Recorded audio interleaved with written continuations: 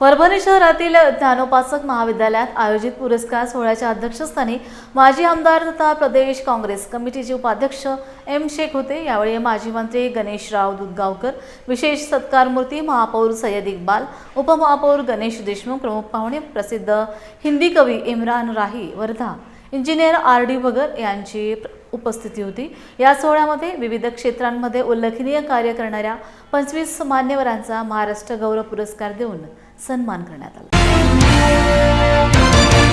आज जय हिंद सेवाभावी शिक्षण संस्था यांच्या वतीने आयोजित केलेला महाराष्ट्र गौरव पुरस्काराचा वितरण समारंभ आज आयोजित केलेला आहे। त्या निमित्ताने आजच्या कार्यक्रमाचे लाभलेले अध्यक्ष आमचे परममित्र आदरणीय श्रीयुत एम शेख साहेब, त्यानंतर आमचे परममित्र और आमचे आदरणीय रिस्पेक्टेड श्रीयुत बापूसाहेब दुधगावकर साहेब, त्यानंतर आमच्या परभणीचे तरुण महापौर की ज्याच्याकडून परभणी जिल्ह्याला खूप मोठी अपेक्षा आहे असे आमचे सय्यद इक्बाल सर, त्याच्यानंतर आमचे तरुण दुसरे उपमहापौर श्री गणेश भैया देशमुख, त्याच्यानंतर चाऊस साहेब, कदीरलाला साहेब, शेरूबाई आणि खास वर्गम आलेले आमचे शायर ते आमच्या महाराष्ट्र दरवर्षी परभणीला येत असतात की ज्यांचे आमचे वेगळं नातं आहे ते तुम्हाला भाषणात ऐकलाच मिळेल असे आमचे आदरणीय इम्रान राही सर, त्यानंतर अजून आमचे शरीफबाई आणि अजून बरेच मान्यवर आहे, सगळ्यांचं नाव घेता होत नाही तरी राहिलेल्या सगळ्या मान्यवरांचं मी अभिनंदन करतो। महाराष्ट्र गौरव पुरस्काराचे सोहळ्याचे सन्माननीय अध्यक्ष ज्यांच्यासाठी आपण हा कार्यक्रम इथे आयोजित केलेला आहे, महाराष्ट्रातील विविध क्षेत्रातील उल्लेखनीय कामगिरी करणारे सर्व आजच्या पुरस्काराचे मानकरी माता, बंधू, भगिनी, मित्रांनो,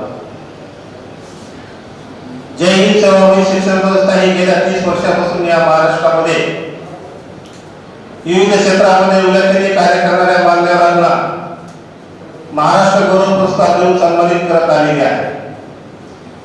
त्याच्या मागचं कारण की आपण समाजसेवा करतो, समाजाला काही मिळावं म्हणून त्यांच्या हक्कासाठी लढतो आणि त्यांचं कुठंतरी प्रोत्साहन मनोबल वाढावं त्यासाठी आम्ही महाराष्ट्रातील जे लोक समाजसेवा करीत आहेत अशा लोकांची, अशा मान्यवरांची निवड करत आलेलो आहे। मित्रांनो, समाजकारण आणि राजकारण ह्या दोन बाजू वेगळ्या आहेत। आता राजकारण कसं आहे काय तुम्हाला मला सांगायची गरज नाही। राजकारणामध्ये 10% खरं आणि 90% खोटं बोललं जातं, पण समाजकारणामध्ये उलट आहे।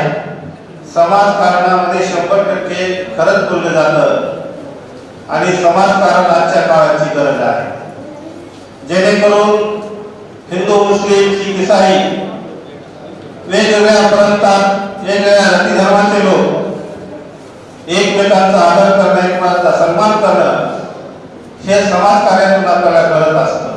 म्हणून आम्ही राजकारणापेक्षा समाजकारणावर जास्ती भर देतो।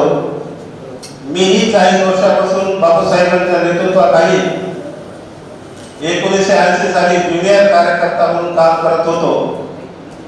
पक्षाच्या माध्यमातून अनेक पदं भेटली मला। मी महाराष्ट्र लेवलला आहे आता।